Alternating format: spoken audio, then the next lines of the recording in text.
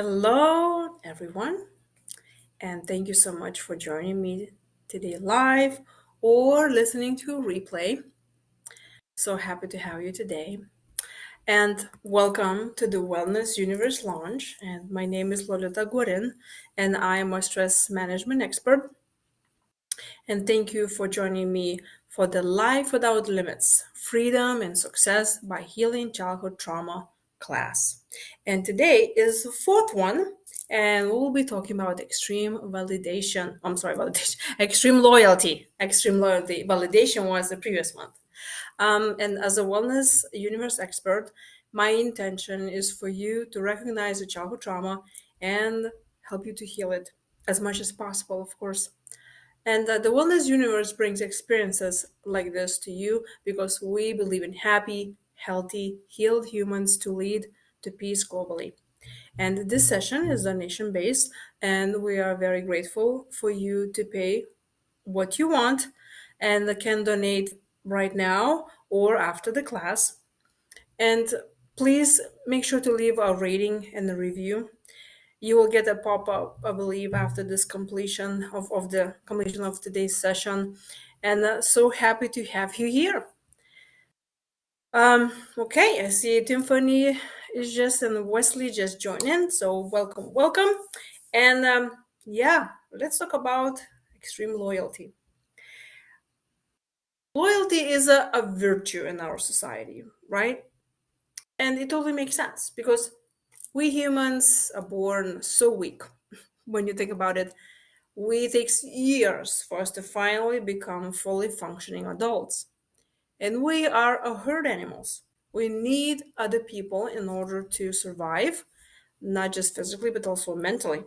We need other people and belong into a group, and because we need to self regulate and we need to hear what other people think about us, and then we afraid that we're not gonna meet the expectations, and so that loyalty really comes to the group because well our survival depends on it.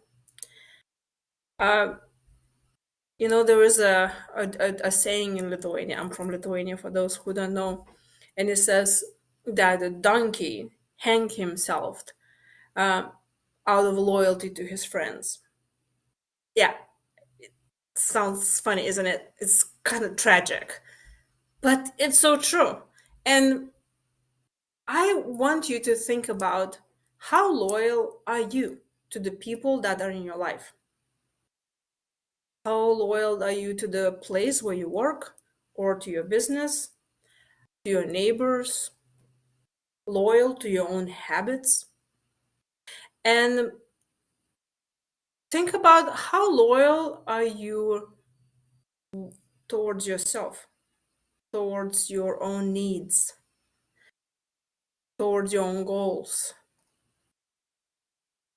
When there is a situation at hand, who are you going to pick more?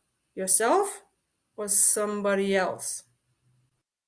That's a good question to ponder because we naturally pick always choosing some other people, especially when we come with this childhood trauma that survival was extremely important to us. Someone who grew up in the family that was functioning, uh, probably, and I'm guessing, since I'm not one of them, they maybe grew up in an environment they were um, told how to appreciate themselves. They were taught how to be loyal to their own needs, to their own beliefs, and they grew up into adults that actually can stand their own ground. I think those who grew up in the dysfunctional family, especially with an addict in the family, like for example me, my dad was an alcoholic, and I'm only one child, so I don't have any siblings. So for me, that survival was extremely important. I really needed to make sure I do everything to please my mom and dad. Otherwise, I'm dead, right? This all goes to that survival. And there are so many people around us, and you can think about, do you know anyone who are in the very unfortunate situation and they are, looks like, just staying in there. And I read this statistic which was very interesting. So the Guardian said that about 50 to 70% of women who left their domestic violence abuser were killed by them at the point of separation or later after they left. When I read that, obviously it took me by surprise that the percentage is so high. But that was from the Guardian, so I guess they know what they're talking about.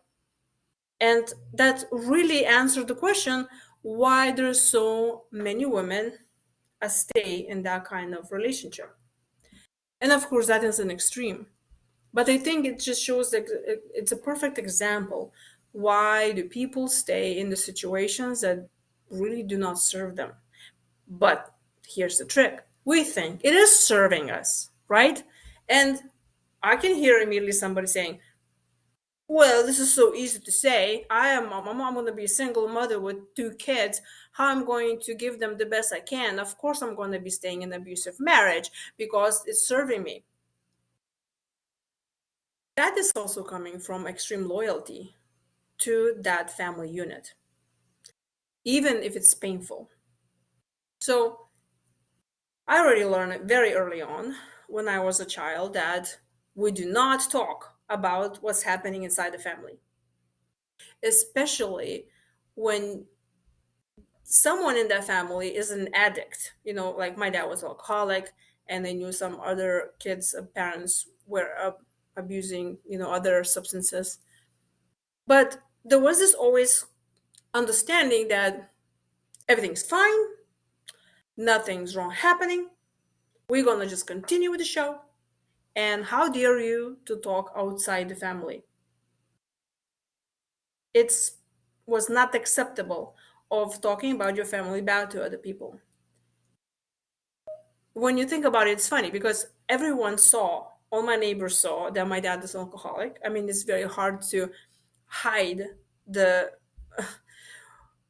view that my dad couldn't manage to finally get home, and we lived in an apartment building, so you can have like 9 stories tall building, and each of them had like 3 apartments in every store. So I mean, you imagine how many people could see my dad passed out at the entry door. But I was not allowed to talk about that. I was not allowed to talk about what's happening inside my family or how lonely I am to other people. What made me even more lonely. And obviously, because we needed to create this like nothing's happening at all, was still in me while I was writing my book, Stress Management for Adult Children of Alcoholics. And for those who do not have a book or would like to purchase for themselves or their loved ones or the friend that they have or co-worker, and I know, can I believe it, October, holidays are coming. So if you don't know what to buy them for gift, that'll be a great gift, I think. And I placed the links in our chat here where you can go and purchase it on Amazon. And so why I'm saying this, even after I finished writing the book, I felt very uneasy to think what my parents going to say, because that is really going against of loyalty to the family.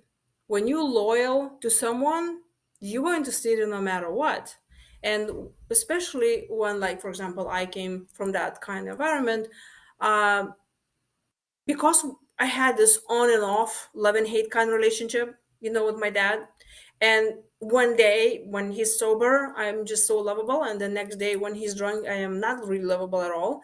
This on and off really gave me such a big insecurity that I would do anything that's will be keeping me safe and in the family unit. And that loyalty then it's kind of extends for the rest of our lives towards everyone who spends more time with us. And we may look like everything is fine in anything, and that has to do with relationships, with romantic, with friends, and the workplace environment, we just brush us off because we do not even allow ourselves to go in there and ask ourselves, am I happy in this relationship? And more than that, since we really seek that security in any relationship, we will put up with everything. because we learned that pain equals love. Being gaslighted every day or not meeting our needs, that was normal. Like, okay, well, somebody broke the promise, that's big, not big deal, because guess what, well, that's what I grew up with, that's our normal. Of course it's not the normal, but we stay with that and we go through no matter what. And I remember my mom's dad, my grandpa, was also alcoholic. And so is as my grandmother's dad was also alcoholic. So grandpa was also alcoholic. Because obviously, like Lithuania, we had World War II and World War One and all those calamities in Europe. So life was really tough. And then, we were growing in the number one Soviet Union, that was tough as well. So how is that you deal with that? So it goes from generation to generation, that kind of trauma that in the family, you don't have to be necessarily going through the war. Somebody could be going through cancer or any loss or any really pain that someone cannot deal themselves anymore. So they have to suit themselves in order to continue living. And then there are children who grow up without having that mother or father or the support that they really need, and then that trauma keeps on continuously going. And if you don't know how to suit yourself, then you can find yourself in a very lonely place. And that's how we relate to others. We're like, okay, well, the parents or the caregivers, they couldn't support us, or that's what the dynamic with them was. So that's mean this is how it's going to be with the rest of people in our lives, that be it friends, romantic partners, or co-workers, or bosses, or anything, and we will do anything in order to be in a group. And especially if we grew up in an environment that we still do not feel like accepted by our parents, we will be seeking that loyalty to other groups more. So I think we can see even on TV right now, you can hear about some sort of extremist group that it will be having masses of people. And when you listen to the ideology, it's like, how can you even believe that stuff? This is like just weird or bizarre or even harmful to other people. It is happening because those individuals that did not get enough of acceptance from their own group, from their own family unit, they go and they find some group who actually accept them the way they are, no matter how weird or ugly or whatever beliefs they are, and they feel special. And then they become so loyal to that group that they will do anything for that group. Even if they say, you will go buy a gun and then you're going to go shoot people, and they obviously understand that this is wrong, but they preserving themselves so much, and this is really working for their survival, that they will go and do whatever the group tells them to. And as you know, that's how politics works. This is how everything works. And of course, it comes a lot with people pleasing, but people pleasing really comes because we want to survive. We want to belong to a group and we'll be extremely loyal. So when someone comes with the childhood trauma and they do not have this very strong core of themselves, and they do not listen to their own needs because they don't even believe that their needs can be met by others, or they don't think they deserve their needs to be met, and they don't even fulfill those needs themselves, they will always have this hole inside themselves that they really need to go and fill it from some other people. And those loyalties to other groups really can harm them really in the long run, even though it looks like they're saving them at the beginning. And so I now want to ask you, and you're welcome to type in the answer in the chat if you would like. How many of you keep the relationship with your family member that is dealing with addiction? Do you still talk with your mom or your dad that were addicted, if they are still around, or maybe you had a brother or sister or someone in the family that was addicted? Do you keep the relationship with them still? I'll give you some 30 20 seconds to fill in the chat in case you want to answer.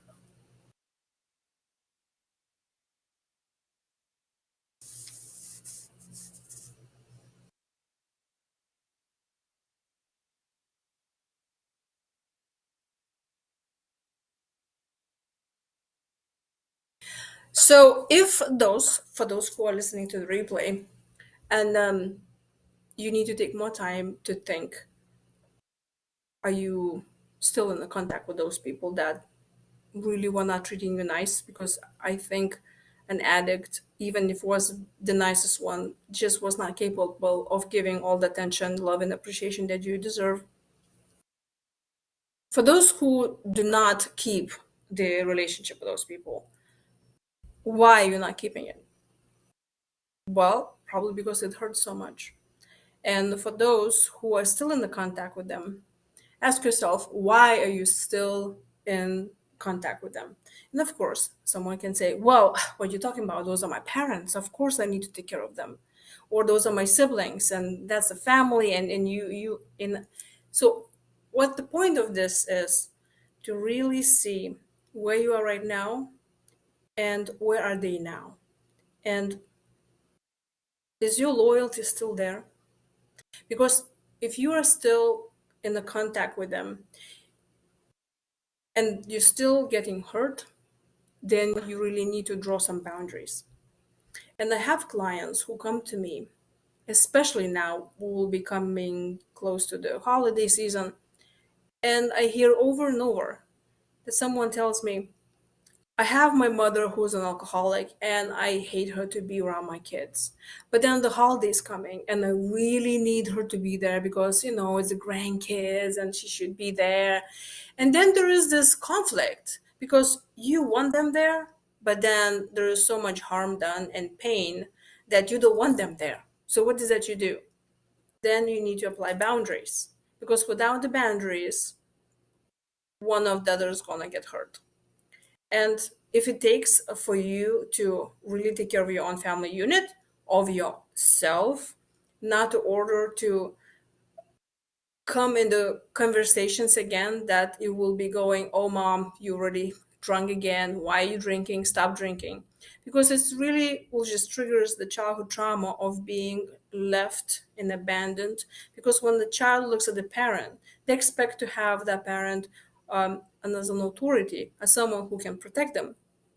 And a lot of times when a parent is intoxicated and does not give that enough support and validation to a child, it can look from a child's perspective that the parent left them, even though they're in the room, right? But you feel abandoned because your niece not being really met.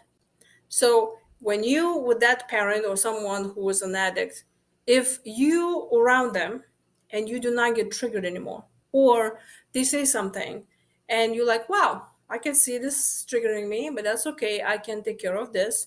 This is me now. That's not this is change. I'm an adult now. I can take care of my own feelings and I'm gonna let them be the way they are or whatever. And you can get control over a situation. Obviously that's the best place to be in.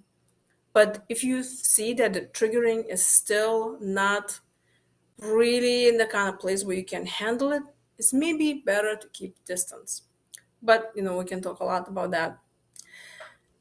So being extremely loyal can hurt you in the long run with a lot of things.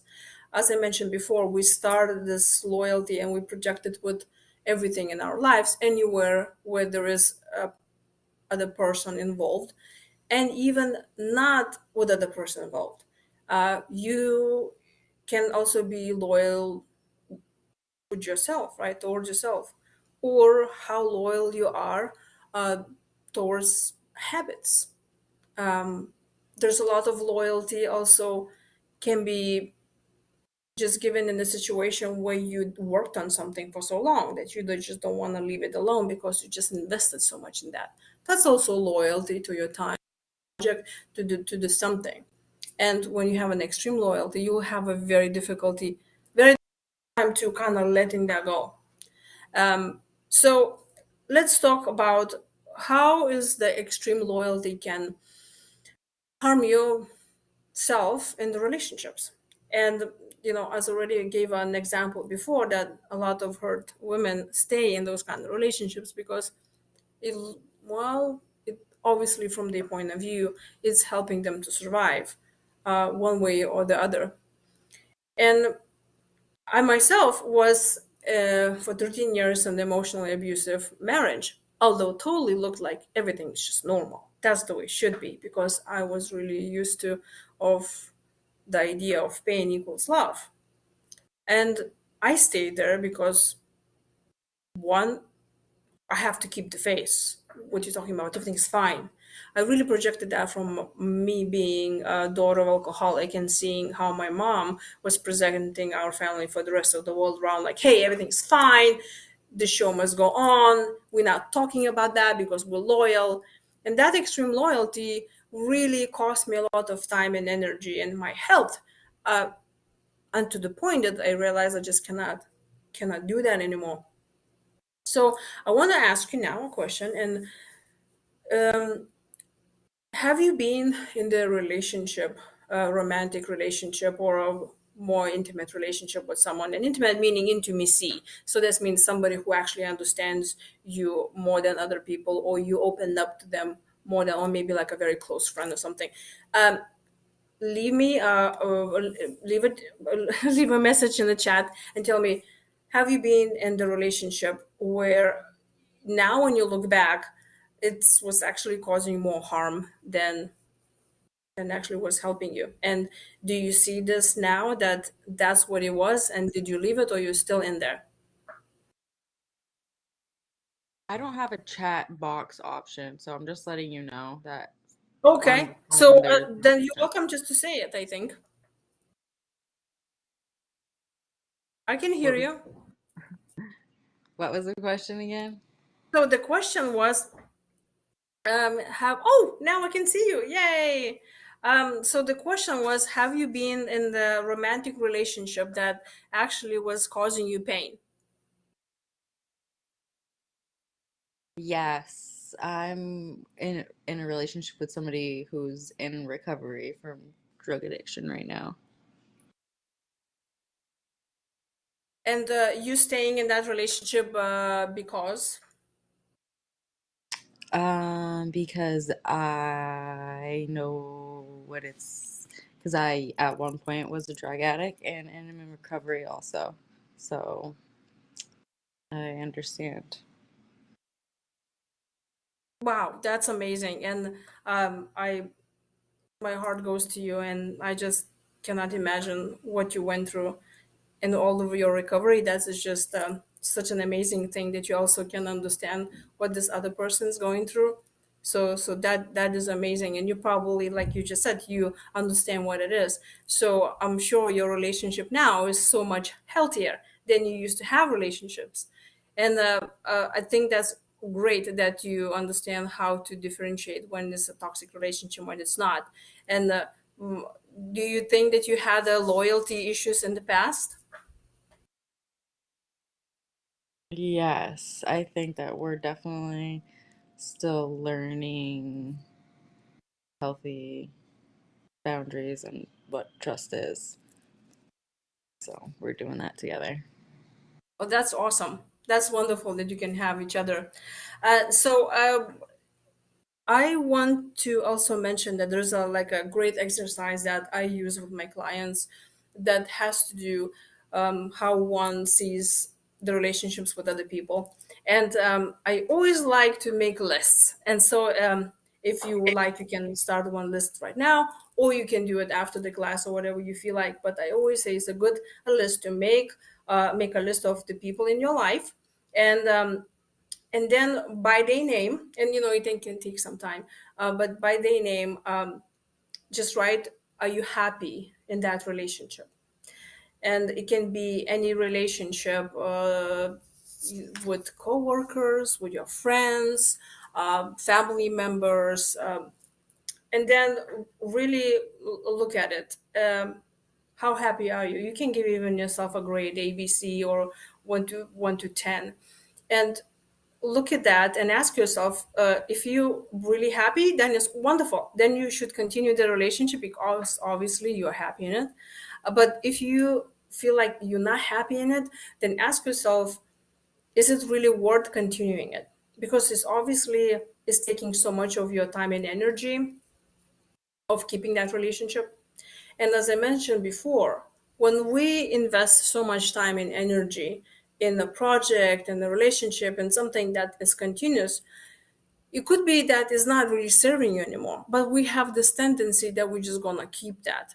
And when we come already with childhood trauma, to us feels like if we will let that go, it will be devastating. And for example, like let's say friends, if you have a friend who you went to I don't know, kindergarten with, but you're still keeping that friendship, and just evaluate like, are they really good friends, or they just take from you but they really not giving. That might be a reason, like, well, I know them for so long, I mean, I don't want to just disrupt that connection. And you don't have to go just cut them off and say, you know what, I don't want to talk to you anymore, you're not serving me. But evaluate how much energy that goes to that person.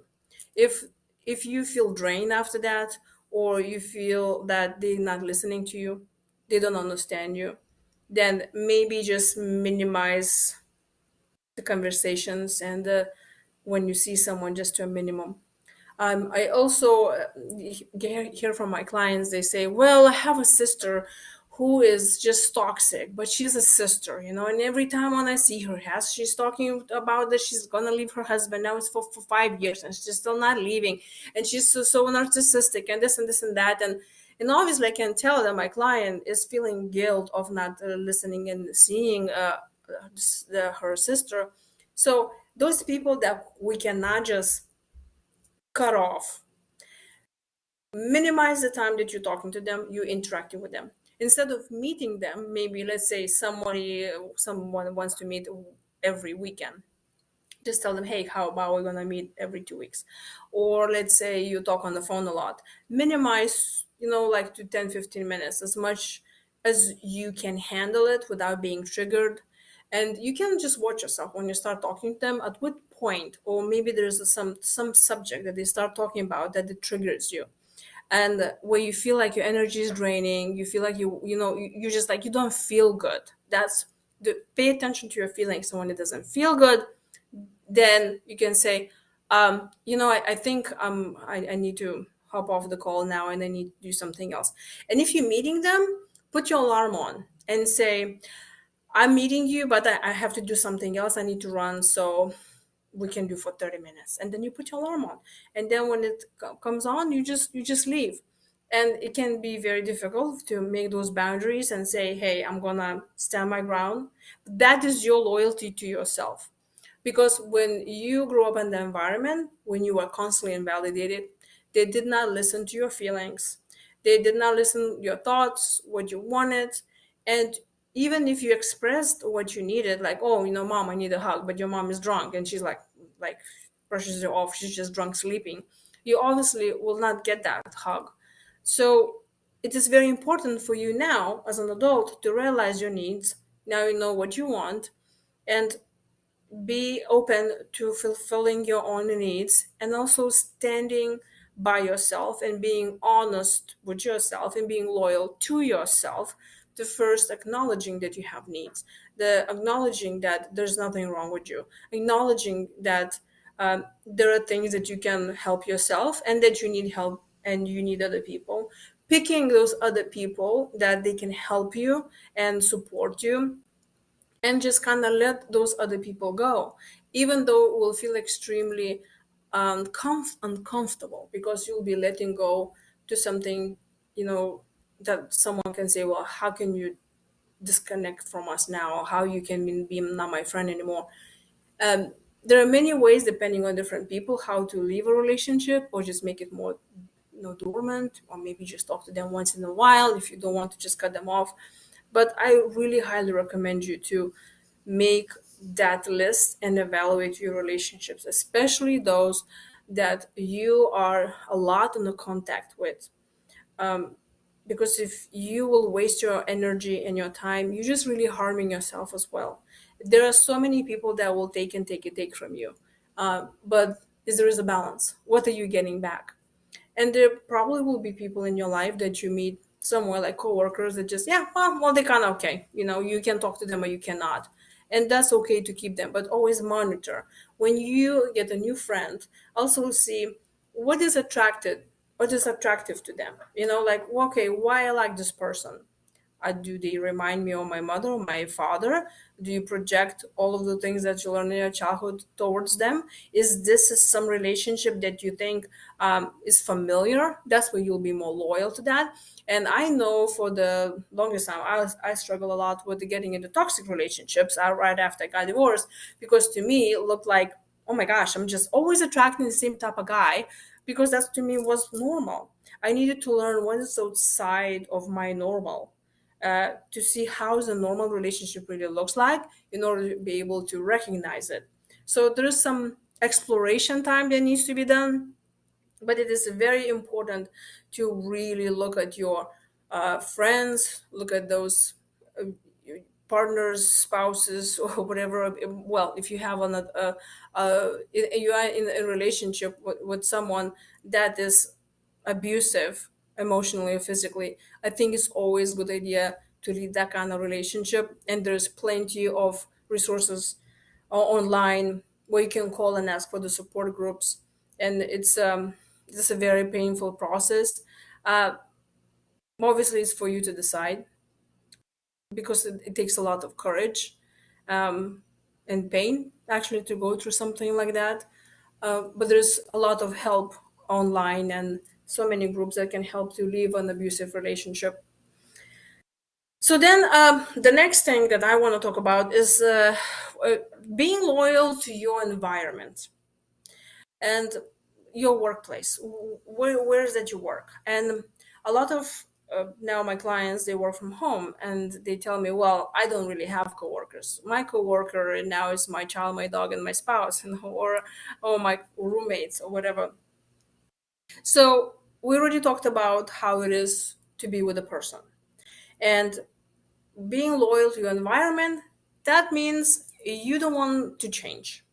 So evaluate your, ways that you work, ways that you spend the most of your time, or just relaxing at home. Is How is your environment? Do you feel comfortable in it?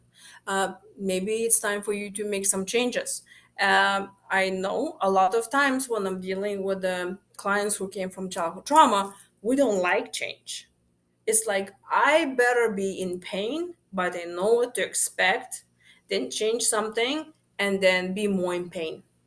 That is obviously, we talking only about survival here.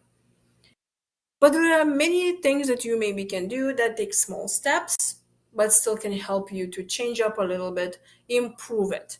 So, when it comes to your environment, your work environment with your coworkers, or let's say with the boss, and you already, with another previous list, you already went over people and so what changes you can do. And especially with coworkers, is like, well, there's no way I'm gonna leave work, and I have this toxic coworker that keeps on bothering me. What am I gonna do now?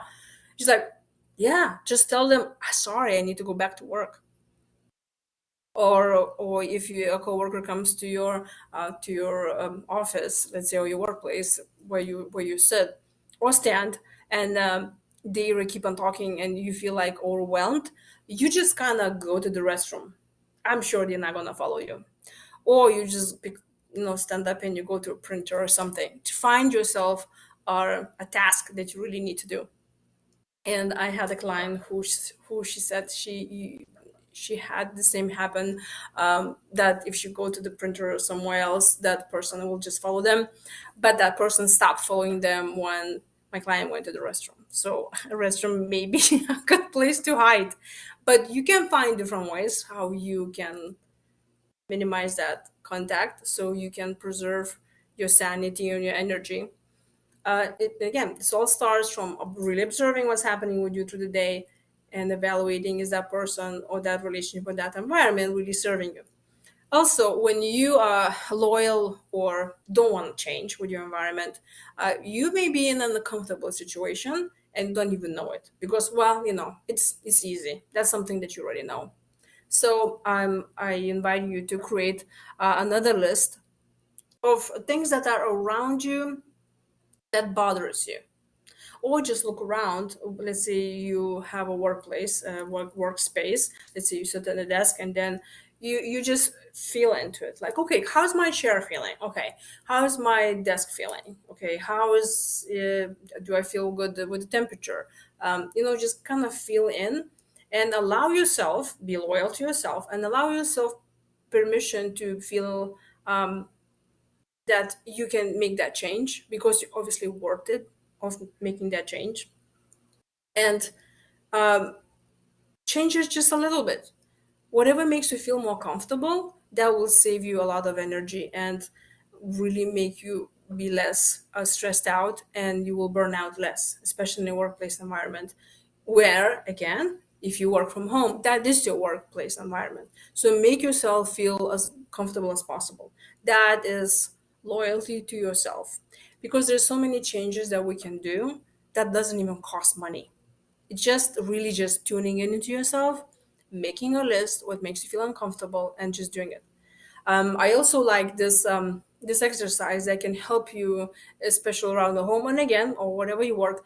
Make a list of things that make you feel uneasy. Like, let's say, walk around your home and you say, "Oh, there is a box full of magazines that I was thinking maybe I'm gonna clip some artwork and make some wall, I don't know, something." Are you really gonna do that? Ask yourself, and write that list. What is the thing, and then the solution, and then just go do it. The more things you will do it, the better you will feel, because our mind is like a file, like whatever you feel like, oh, every time when you pass by that box, your brain says ding ding ding ding ding, oh, there's something over there that's bothering me, the file is open, the case is not closed. So the more of those case closed you'll do, the more energetic you will feel, the less your brain will go into this overload, and will burn out less, and you will empty that space in your mind and in your energy that you actually can use for something else. So being loyal to yourself, I think, is much higher than being loyal to your environment. And it's okay, you're not gonna die if you're gonna clean up that box. So it's just to take your some time, put it on your calendar really, and make yourself to go over the things around in your environment that's sucking energy out of you, and you can actually change it. And it is, I think, important, especially for us who like to do a lot of things. And also that goes the same with the projects. If you are stuck on the projects from a loyalty point of view of, oh, I worked on this so much, I cannot let it go, make another list and look at all of those things that you're working on in, the project. Could be something like fix the roof to our knit a sweater, or send a letter or an email to someone. Again, do the same thing as you do with your environment. Write things down, what is it you need to do, and go do it. Or delegate for someone else to do that thing, or just don't do it at all. Evaluate it. Maybe it's not really needed anymore. So just scratch off. But when you actually write a list, you're mentally looking at it. So then when you make decision what to do with that, you clear your mind. So you delegate it, or you delete it, or you just go do it. And so then you will be loyal to yourself, because guess what? You helped yourself, and then that's how you heal, because you honor yourself. Every time when you do something that other people want, or the situation wants out of you, or every time when you do not do something that's serving you, you are disloyal to yourself. You are abandoning yourself in that moment. So every time when you allow yourself to do something that makes your life easier and happier, you are loyal to yourself. And more you'll be loyal to yourself, you will have more energy, and you will heal yourself more, that you can give more to other people. So same thing, like when you're in the airplane, you need to, put your mask first in order to help others. The same works in the healing yourself as well. So that's also what has to do with the work in the projects. You also maybe um, also be very loyal to your habits, and that's obviously is helping you to feel safe, because we feel safe when you're continuously doing something. I already said that. That's, I mean, I'm sure you already knew that. But make a list of things that you continuously do that you want to change. For example, for me, changing a diet was a struggle. Going exercise was a struggle, or like, oh, just going for a walk is a struggle, because like, why? I don't want to do that. This is uncomfortable. And then look at those, or maybe there are some habits that you don't like for example, maybe someone is smoking, or maybe watching too much TV, or some habit that they think they really want to change. And then ask yourself, with that habit, do I really need to be loyal to that habit? Because obviously somehow it's serving it, and obviously it's making you feel more comfortable, and you don't need to really be afraid of that. You just know it's there, but kind of in a way, it's not serving you because it's burning that energy in you, and like that box of magazines, it keeps on bothering you, that needs to be changed. So then make a list of those habits, of those that you want to change, and think about it, what is really holding you there in that space? Why is it there? Obviously it's serving you somehow, so you need to ask yourself, how is this serving you? And I ask this question a lot with my clients. So if you want a one-on-one consultation, you're welcome to go and register for a session with me, going to my website beamazingyou.com, and I have the link here also included. And but you also can do this to yourself, just to think, how is that really serving you? And you may discover something painful, but when you discover, that is already halfway through, and then later you know what to do about that. So when you have the behavior that you don't like doing it, and you see that it's not serving you, you also need to ask yourself a question, where that habit came from. So I recommend observing your relationship with your parents. Let's say for me, my dad is alcoholic. I go home to visit my parents, and I started observing them. How is what's the behavior between them two? What is the interaction? What habits they do have, that then I start noticing that, wow, I have the same habits. Like, for example, my parents always will talk with a high tone of voice. Everything's supposed to be just really like so important, but it's really not that important. And I caught that I'm doing the same thing. And I'm a passionate person, so I'm always very theatrical and dramatic. But I noticed that, and I realized, oh, you know what? I actually don't have to do that. I can slow down and talk with a not exciting tone of voice, and people will still get the message. So observe those behaviors from the environment that you came from. And maybe you had an addict in your family that was a grandmother or whatever, and you went in the house that was your caregiver. Look at the habits, because we children, when we're growing up, we learn those from our parents. So observe it, write it down, and then ask yourself, are you displaying the same thing? And if you're not sure about that, you're welcome to ask someone that is very close to you, because they truly know you. Truly. We probably, nobody truly knows us, because there's always part of us that we hide, even from ourselves. But someone who knows you the best, and ask them to work with you, or a friend, someone who will be honest with you and not hurtful, but just have that courage and see how is that you this very similar alike, and why you displaying those habits. And then you can change it, like I just said before about how you can change the habit, and really see, is it really serving you? If it doesn't serve you, let's change up to something else. Because when we display the same behavior to our family or environment that we came from, that's loyalty too. And there's no any other way, right? It's like, well, I learned how to use a spoon from my mom, and she was using the same way. So of course I'm going to use the same way. But this always is about how much change can you do, and how much, honoring yourself can you do, and being loyal to yourself. Because when you can heal and you can help yourself, you can help others. And I have clients who tell me that it's very hard for them to actually visit their parents, and at the beginning of the session, I asked you, how many of you still keep contact with them?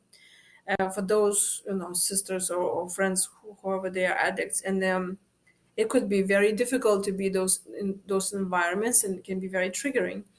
But if you're in a place that you you feel strong enough, go with the attitude there and tell yourself, I'm just observing today.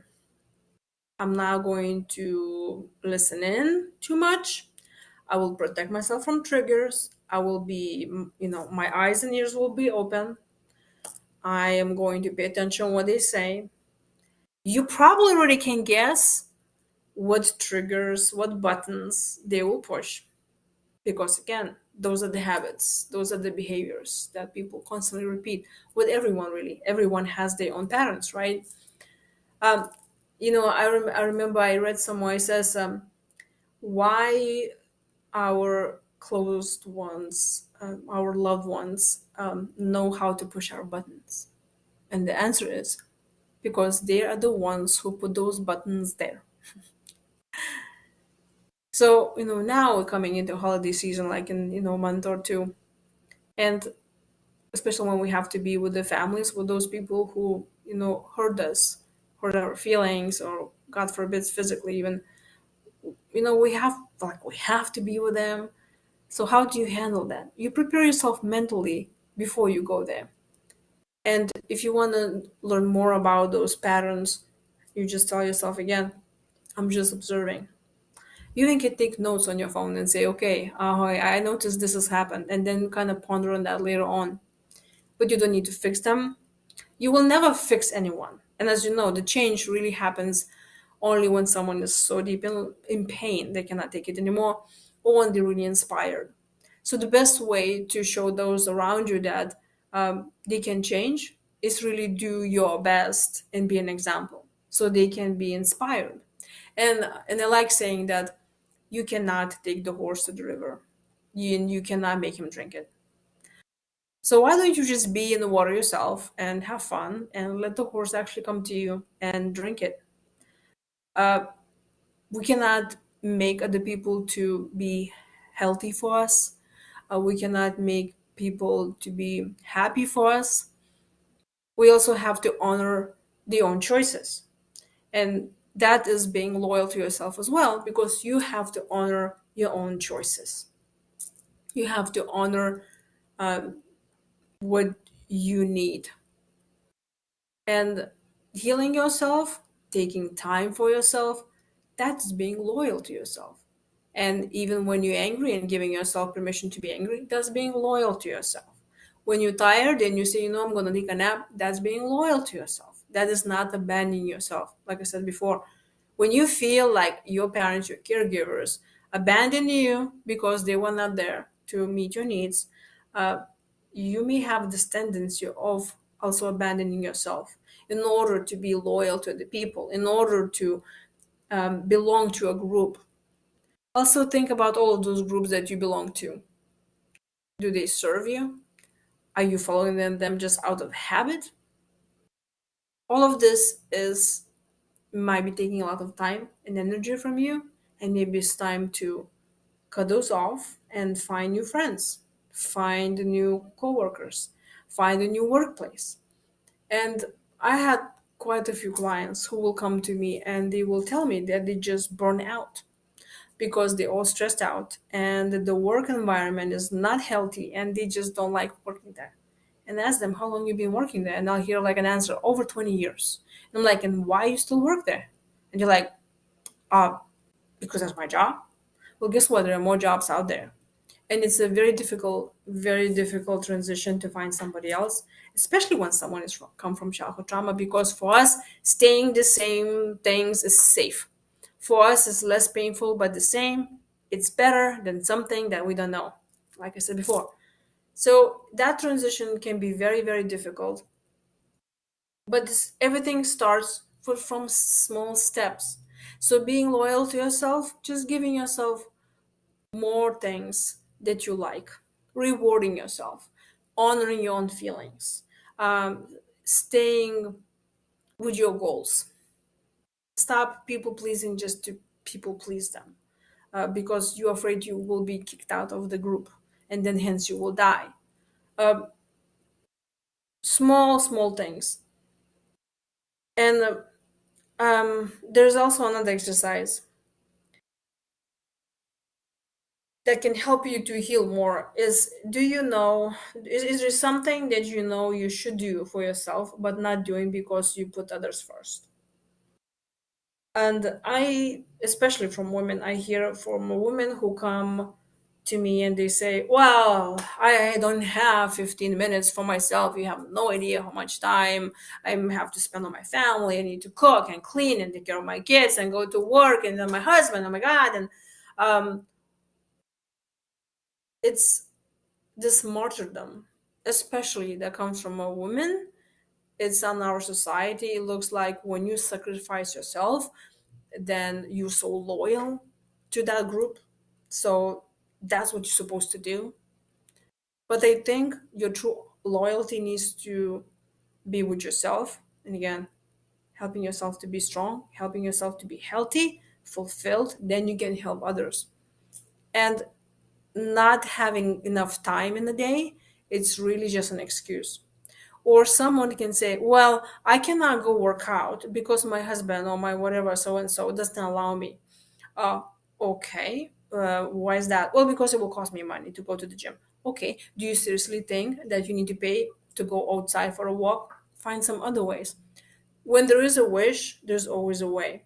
But you always need to have that loyalty with yourself, loyal to the friends who are worthy to be loyal with, loyal to your coworkers that are worthy to be loyal to. They always there for you.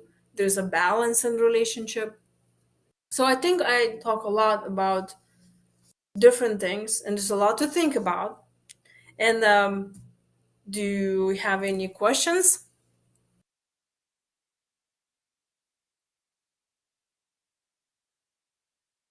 Well, and I know, Tiffany, you cannot type, but if you have a question, you're welcome to come on video. I'll give you a little bit of time if you decide to.